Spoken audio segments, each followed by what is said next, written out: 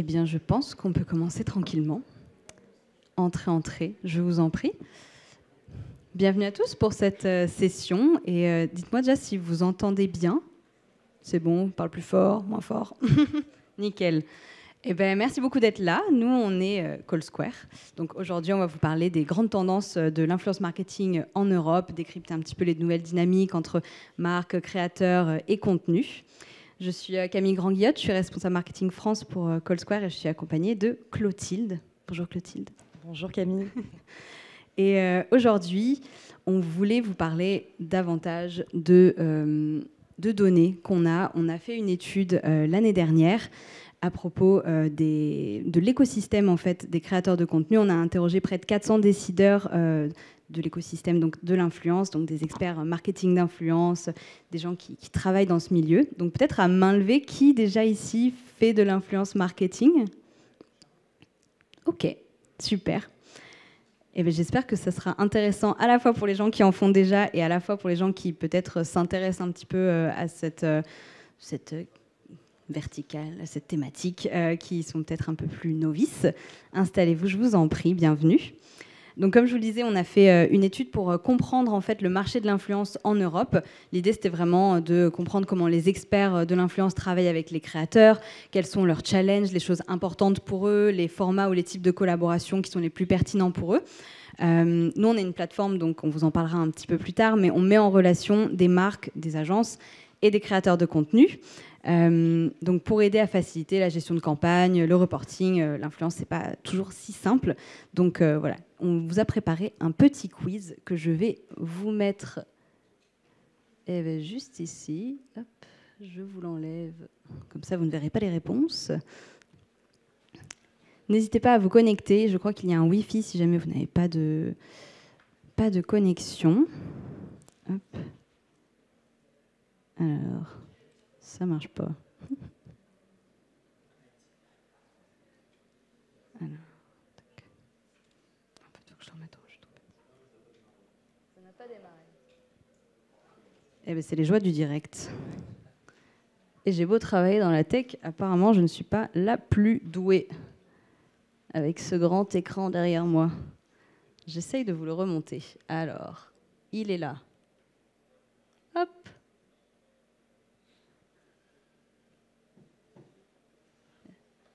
Present. Alors, est-ce que là, ça marche? Ah, sublime. Vous me rassurez. Je vous laisse une minute pour ceux qui voudraient se connecter. C'est la première fois que je teste ça, donc on va voir. Alors, on commence par une première question, un peu ouverte, pour s'échauffer. Qu'est-ce que l'influence, ça vous évoque? En un mot, qu'est-ce que ça vous raconte? À quoi vous pensez quand vous pensez influence? C'est vraiment pas... Il n'y a pas de bonne réponse, c'est vraiment vous, d'instinct. Humain, business, contenu, business encore, publicité, manipulation, très intéressant. Humain, géo, partage, collaboration, impact. Super. Arnaque, ouais. On en reparlera un petit peu de l'influence responsable. Super. Eh bien, top. Super d'avoir tous ces retours sur ce que ça signifie pour vous. Contenu humain. Il y a quand même beaucoup de choses qui reviennent, l'aspect social média, création de contenu et d'images, très intéressant. Une autre question. Cette fois-ci, on part sur de la data. Quel pays dispose des budgets annuels moyens les plus élevés en marketing d'influence, à votre avis, entre la France, l'Italie, l'Espagne, l'Allemagne et le UK? La réponse pourrait vous surprendre.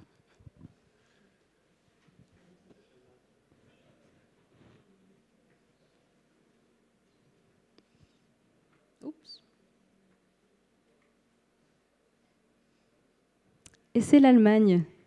Surprise, surprise. On en reparlera un petit peu plus tard des budgets. Ensuite, quel pays cite le plus souvent l'éthique et la transparence comme critères importants de sélection des KOL? Les KOL, c'est les Key Opinion Leaders. Donc à la fois les créateurs de contenu, mais aussi les influenceurs. C'est comme ça qu'on les appelle, nous, chez Cold Square. Et c'est aussi de là que vient notre nom, KOL Square, Cold Square. Alors, intéressant. Je vous laisse quelques secondes pour répondre. Vous êtes nombreux à citer la France. Intéressant. On va voir si c'est la France ou s'il y avait encore un piège. Et c'était l'Italie. Et oui. Intéressant.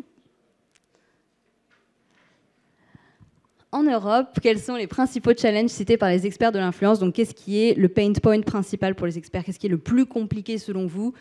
La modification des algorithmes et la mesure précise du ROI. Mesurer le ROI et trouver un équilibre entre la liberté du key opinion leader ou le contrôle de la marque. Les tarifs des influenceurs qui sont élevés et le manque de données fiables, ou des faibles taux d'engagement et la difficulté à identifier des bons influenceurs. Fondamentalement, ce sont toutes des difficultés que les experts du marketing ont vraiment, mais laquelle est la plus forte? Je ne vois pas de quoi vous parler. L'influence, c'est simple comme bonjour. Personne ne m'a mis cette réponse. Et effectivement, vous aviez raison, en partie. La mesure du ROI et l'équilibre en fait, entre la liberté des influenceurs et le contrôle de la marque, c'est le point le plus remonté par cette étude en termes de difficultés par les experts du marketing d'influence. Et enfin, dernière question, et ensuite on part un peu plus dans la data. Quel est le KPI le plus important pour les experts de l'influence? Peut-être que ceux qui en font, vous verrez si vous êtes d'accord ou pas avec cette stat, lorsqu'ils mesurent l'impact d'une campagne de Noto. Le nombre de followers, l'engagement, le MV, le ROI ou le reach. Et on va voir ce que les experts en Europe en pensent. Taux d'engagement, reach. Et oui, c'est unanime, c'est le taux d'engagement le plus important. Donc merci beaucoup d'avoir participé à ce petit quiz. J'espère qu'il vous aura mis dans l'ambiance. Et on va tout de suite passer à quelques, on va dire, verbatim que nous avons remis graphiquement. C'est pas toujours simple de faire de l'influence, surtout quand on fait tout à la main, qu'on n'a pas forcément de solution. Donc voilà, est-ce que je dois investir en influence ou en ads? Est-ce que TikTok, ça fonctionne? Twitch, je ne comprends pas trop. On active tout le temps les mêmes influenceurs. Comment trouver de nouveaux influenceurs? C'est un peu tout ce qui peut passer par la tête d'un responsable influence, notamment si les outils sont un petit peu plus manquants peut-être. Mais on va vous en dire un petit peu plus sur nous en images, si la vidéo veut bien coopérer. How does he do it? How does he get all these high-value influencers? George used to be just an average influencer marketer, lost in Google Drives, spreadsheets, and social media feeds, manually researching creators. And then he found CallSquare, Europe's #1 influencer marketing platform. With its semantic AI-powered search engine and the highest quality database on the market, you can easily find the right influencers for your brand. C'est incroyable. Who's she? Is she legit? And what's her engagement rate? With CallSquare, you make sure to get genuine brand ambassadors with authentic followers and high engagement rates. Have you seen that? 10,000 likes, 5,000 euros. CallSquare's credibility score ensures that a creator's followers are real, and the compliance score reflects how well a creator plays by social media rules. You can brief your creators directly through the platform, validate the content, and track your campaigns in real time. Goodbye, spreadsheets. CallSquare comes with unlimited access. Perform as many searches and launch as many campaigns as you need. Instantly discover every creator mentioning your brand, along with their content, in just one click.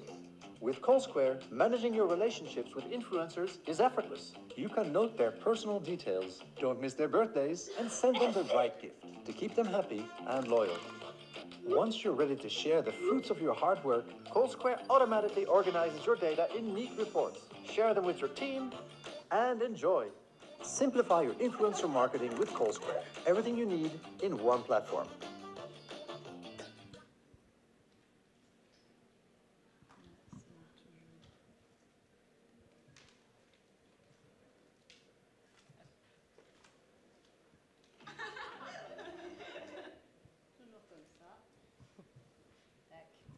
Donc voilà, je vais passer la main à Clotilde. J'ai oublié de préciser, si vous avez des questions, on pourra y répondre à la fin. Si on n'a plus de temps, n'hésitez pas à venir nous voir sur notre stand, c'est le stand 15. Clotilde, je te passe la main. Merci Camille. Alors CallSquare, c'est quoi finalement? C'est déjà une technologie de marketing d'influence numéro 1 en Europe. Aujourd'hui, il y a plus de 70 collaborateurs passionnés réunis autour d'une mission, permettre aux idées, aux personnes et aux organisations d'atteindre leur plus grand potentiel grâce au marketing d'influence, tout en contribuant à un impact positif sur le monde, très important pour CallSquare. Ça a été fondé donc, en 2018 par Quentin Bordage, et depuis donc, 2024, c'est une entreprise Bicorp et une entreprise à mission depuis 2020. Et aujourd'hui, c'est plus de 1000 clients répartis dans plus de 30 pays qui nous font confiance pour piloter leur campagne à grande échelle. Voici quelques logos de notre portfolio client du coup. Et chez CallSquare, nous avons à cœur de faire du marketing d'influence, un levier engagé et responsable, capable de générer un impact positif au-delà des simples campagnes. Et concrètement, comment ça s'articule? Déjà, premièrement, on reverse 1% du chiffre d'affaires à des organisations qui luttent contre tous des enjeux sociaux et environnementaux. Ensuite, on est également partenaire avec Tree-Nation, qui est une solution de reboisement et qui nous aide donc, du coup, à réduire notre impact carbone. Au-delà de ça, il y a aussi toute la partie, on est également partenaire de l'ARPP. Et on met ça vachement en avant aujourd'hui sur la plateforme également. Donc, on va faciliter vraiment l'accès aux certificats pour les influenceurs d'influence responsable. Et également, vous avez la possibilité de retrouver sur la plateforme des influenceurs qui ont un petit scoring, qui ont passé du coup leur certificat d'influence responsable. Donc, ça peut aussi aider les marques à pouvoir orienter leurs choix. Donc, voilà. On a également créé un mouvement, donc #InfluencerForGood. Donc en fait, l'idée, c'est vraiment d'ajouter 1% du montant total du contrat des entreprises pour lutter contre les enjeux des réseaux sociaux. Et enfin, on participe activement à structurer notre industrie avec l'IAB Europe. Donc on a contribué à créer la première task force européenne dédiée à l'influence marketing. Donc, basé sur notre étude de marché, avec notre partenaire de recherche, du coup, Newton X, que vous pourrez retrouver sur notre site internet. On a donc, comme depuis le début, comme Camille vous le disait, interrogé plus de 400 décideurs, donc experts en influence, CMO, social media manager, influenceur manager, pour comprendre leurs enjeux. Et donc, la question qui se pose, c'est qui sont les influenceurs préférés des professionnels du marketing d'influence? Donc, à travers cette étude, on a réalisé finalement que les marques reviennent. Donc, les micro-influenceurs sont les créateurs les plus populaires, donc cross-market. Les marques reviennent donc finalement sur des stratégies basées sur le volume, mais volume peu coûteux comparé à des macro-influenceurs qui sont plus onéreux. Et il y a vraiment cette notion aussi de confiance avec l'audience. Donc 77% des marques interrogées bossent aujourd'hui avec des micro-influenceurs, alors qu'ils bossent seulement avec 30% de méga-influenceurs. L'idée, c'est de toucher une audience qui va être qualifiée, qui leur fait confiance, parfois dans des thématiques niches, et pas seulement moins chères, mais peut-être plus intéressantes pour les marques. La deuxième question qu'on s'est posée également, c'était de savoir quels sont les réseaux sociaux préférés des professionnels du marketing d'influence. Et sans grande surprise, Instagram reste la plateforme numéro 1. Donc Instagram, c'est vraiment la plateforme dominante pour le marketing d'influence aujourd'hui, avec 89% des participants qui ont répondu en faveur d'Instagram. TikTok, YouTube et Facebook sont également bien placés, donc 64, 62 et 57% respectivement. Et une plus petite partie, mais significative, opère sur maintenant les réseaux de réseaux sociaux chinois, donc WeChat, qui est un peu l'équivalent WhatsApp, et Weibo, qu'on va dire qui va être un mix entre un Twitter, Facebook, qui est un peu comme une espèce de micro-blogging. Donc TikTok est plus important en France qu'ailleurs en Europe. Entre l'Italie et le Royaume-Uni, ils sont encore attachés à Facebook. Donc, en Allemagne, c'est TikTok qui sera donc le second réseau social préférentiel. Donc là, vous avez vraiment une disparité cross-market. Encore une fois, cette étude, si vous voulez rentrer plus dans les détails, vous pouvez la retrouver disponible sur notre site internet. Super. Camille, je te laisse Oui. le mic. Maintenant qu'on a vu un petit peu effectivement les plateformes sur lesquelles les marques font le plus d'influence, le plus de campagnes, avec qui ils préfèrent collaborer quelque part, donc on est sur plutôt la tendance, c'est un peu micro, un peu Instagram on va dire plutôt, même si le reste n'est pas anecdotique. Qu'est-ce que les marques recherchent en termes de fréquence de collaboration? Est-ce qu'ils préfèrent changer de créateur tout le temps pour tout le temps toucher des nouveaux profils? Est-ce qu'ils préfèrent toujours travailler avec les mêmes personnes parce qu'ils ont confiance? La réponse, c'est qu'en France, les marques préfèrent travailler avec des créateurs qu'ils connaissent déjà. On va être sur, je crois, si je ne dis pas de bêtises, c'est en petit, mais ouais, 45%.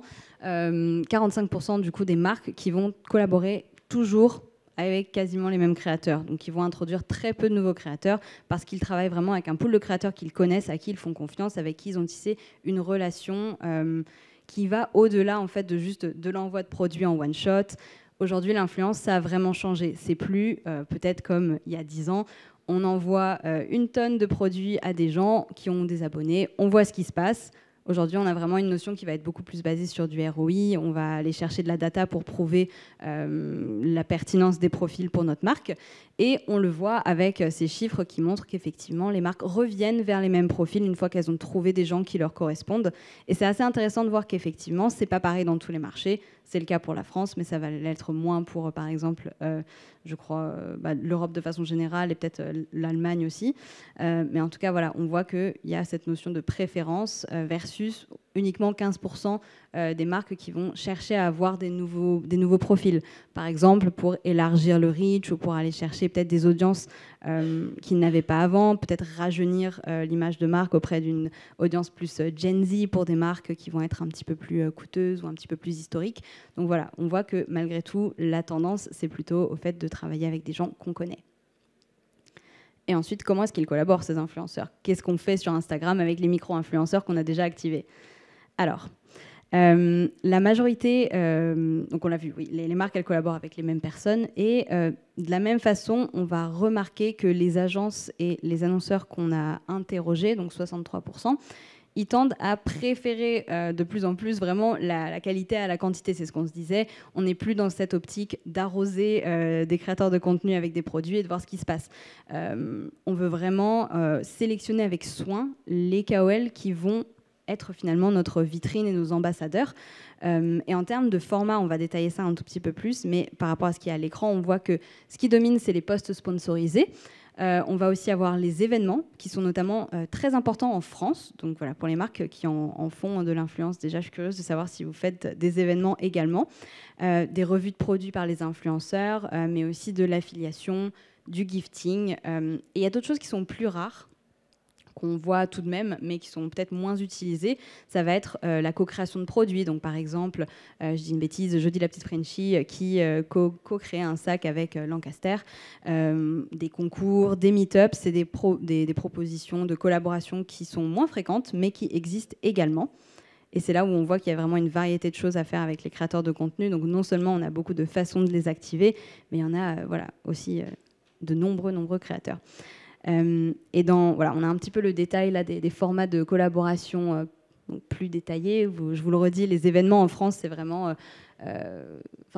en France, la France est le leader, en tout cas sur les événements. On est le marché qui en fait le plus. Ce qui est assez intéressant de voir par rapport au UK, par exemple, qui est un marché qu'on pourrait penser plus mature et donc plus dans cette démarche-là. Mais non. Donc voilà. Là, vous aurez encore une fois tout le détail. Si vous voulez trouver le détail de chaque point de l'étude, vous l'aurez sur le site. Et ensuite, no pain, no gain. On s'en parlait un petit peu au début dans le quiz. Quels sont les grands défis pour les professionnels du marketing d'influence? Vous avez déjà un peu la réponse, mais effectivement, comme on se le disait, l'influence, c'est pas si simple à gérer. Voilà, c'est encore une fois bien plus qu'envoyer des produits et attendre les retombées. Et en France, le challenge principal des gens qui font de l'influence, ce n'est pas le ROI comme dans la majorité des autres pays, c'est le fait de trouver un équilibre entre contrôle de marque et laisser la liberté aux créateurs, peut-être aussi parce qu'on a cette fibre artistique en France, voilà, on est un pays de culture, on aime bien être créatif. Et finalement, en fait, on a aussi cette notion de contrôler l'image de marque, contrôler la réputation de la marque, c'est quelque chose qui est évidemment très important aussi. Et trouver cet équilibre-là, finalement, c'est pas si évident parce qu'on veut que le message soit délivré par un créateur qui connaît son audience, qui sait amener le message, qui saura donc parler aux gens pour les convaincre, mais à la fois, on veut aussi faire passer les messages de la marque, avoir un brief quand même détaillé pour servir les intérêts de la marque, et il faut trouver cet équilibre-là. Et ce qui est intéressant, c'est de noter que dans tous les autres pays européens qu'on a interrogés, c'est vraiment la notion de mesure du ROI qui est très compliquée.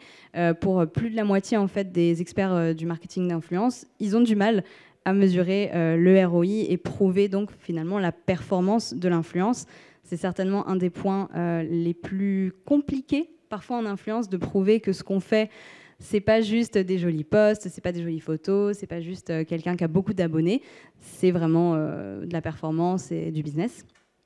Et donc c'est assez intéressant de voir que finalement aujourd'hui ça reste un enjeu vraiment clé pour les marques qui n'est pas encore résolu et sur lesquels voilà, il y a plein d'améliorations à faire et nous on essaye aussi d'être là pour aider un petit peu dans ce sens-là. Et si jamais c'est un sujet qui vous intéresse, on a un guide dédié au ROI en influence sur notre site, donc toujours callsquare.com.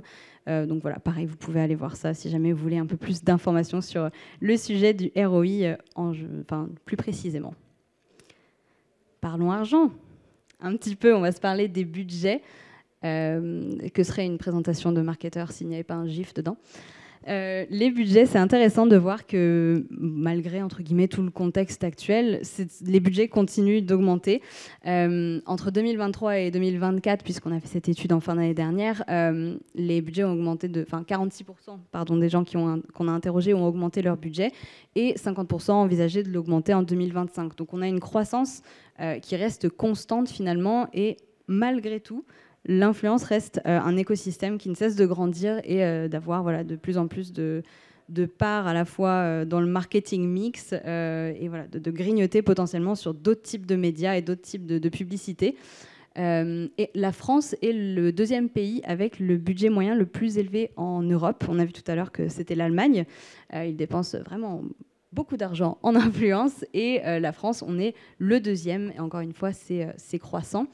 En moyenne, on est à 3,4 millions, donc c'est une moyenne, évidemment, c'est un peu c'est pas faussé, mais on va dire qu'on a vraiment cette notion des marques qui dépensent énormément versus d'autres moins, mais 30% des interrogés en France dépensent plus de 250 000 euros par an en influence, donc ça reste quand même des budgets significatifs pour 30% des entreprises, quoi.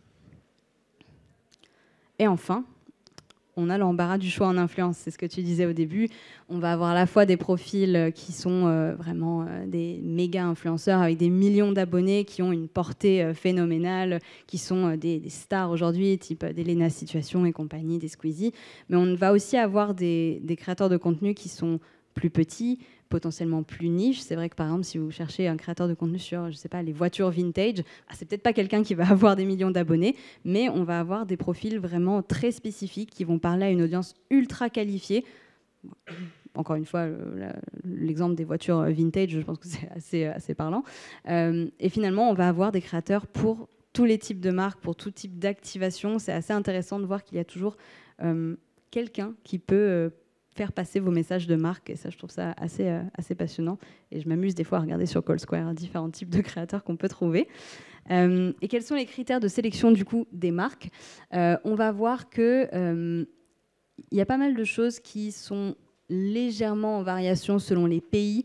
Là, en premier, en vert, vous allez voir, c'est la moyenne européenne. Et ensuite, en violet, donc c'est pour la France. Donc en France, ce qui va compter en premier, on va dire, ça va être le nombre de followers, qui est évidemment important, mais ça ne fait pas tout. Et ça, c'est quelque chose que je tiens à rappeler, notamment à toute personne qui peut-être ne fait pas encore beaucoup d'influence. C'est qu'évidemment, ça compte, on veut toucher des gens, mais la qualité de l'audience, l'engagement, tout ça, ça va être des choses qui vont être très, très importantes aussi. Et par exemple, en France, on va aussi avoir l'authenticité qui est vraiment clé pour les marques, peut-être aussi un reflet de ce qu'on disait tout à l'heure entre voilà, laisser le contrôle au créateur pour délivrer son message. L'authenticité, c'est quelque chose qui est très important. Le taux d'engagement aussi. Et l'aspect éthique et transparence, c'est quelque chose qui va être clé. Mais peut-être moins pour d'autres pays. Et on voit aussi que des choses comme la diversité, c'est peut-être des choses qui sont pas forcément des grandes problématiques pour les marques aujourd'hui. Un peu étonnamment, parce qu'on se parle beaucoup d'influence responsable, on en parle beaucoup dans les médias. On a vraiment cette notion d'inclusivité qui est de plus en plus présente. Et finalement, pour les marques qu'on a interrogées, c'était pas encore quelque chose qui était très clé pour eux. Donc à voir si ça va évoluer par la suite. Ce qui est intéressant aussi, c'est qu'on va refaire cette étude cette année, donc on devrait avoir de nouvelles datas et pouvoir comparer un petit peu les évolutions d'une année sur l'autre. Et enfin, pas enfin, mais un autre point, l'influence responsable. Tout à l'heure, certains d'entre vous ont parlé d'arnaque, en tout cas de cette notion un petit peu d'influence qui peut être un peu trompeuse. C'est quelque chose qui, effectivement, aujourd'hui, commence à être beaucoup plus régulé. Et nous, chez Coldscore, on trouve ça très important, en fait. C'est clé que le marché soit régulé, parce que c'est une forme de publicité, évidemment. Donc, tu parlais tout à l'heure du certificat de l'ARPP qu'on peut retrouver sur le site. On peut chercher les créateurs qui ont ce certificat qui prouve que les créateurs ont suivi une petite formation pour se former à l'influence responsable, être au courant de qu'est-ce que c'est des pratiques trompeuses, comment est-ce qu'on déclare les collaborations rémunérées ou non. En tout cas, voilà, s'assurer qu'ils sont aussi transparents que possible envers leur communauté, parce que c'est effectivement quelque chose qui est de plus en plus important. Et on le voit ici, pour la France, c'est très important. Mais pour l'Italie, ça l'est encore plus. Peut-être parce qu'un des premiers, entre guillemets, scandales qu'il y a eu, c'était par rapport à Chiara Ferragni, du coup, avec des histoires de collaboration cachée, de fraude, etc. Donc effectivement, c'est quelque chose peut-être auquel ils sont sensibilisés, mais nous aussi en France, avec tout le travail de l'UMIC, de l'ARPP, c'est vraiment de l'ARCOM, c'est vraiment des problématiques qui sont de plus en plus importantes, et c'est bien d'encadrer le secteur. Nous, on veut aussi que ce secteur qui n'est pas toujours vu comme très vertueux puisse justement être de plus en plus responsable. Et aussi parce que c'est un nouveau secteur. Exactement, c'est un nouveau secteur. Et que ça devient de plus en plus encadré justement par rapport à ce qu'il est possible de faire ou non. Tout à fait. Un regard vers le futur peut-être, Clotilde? Un regard vers le futur. Donc que réserve l'avenir du marketing d'influence responsable?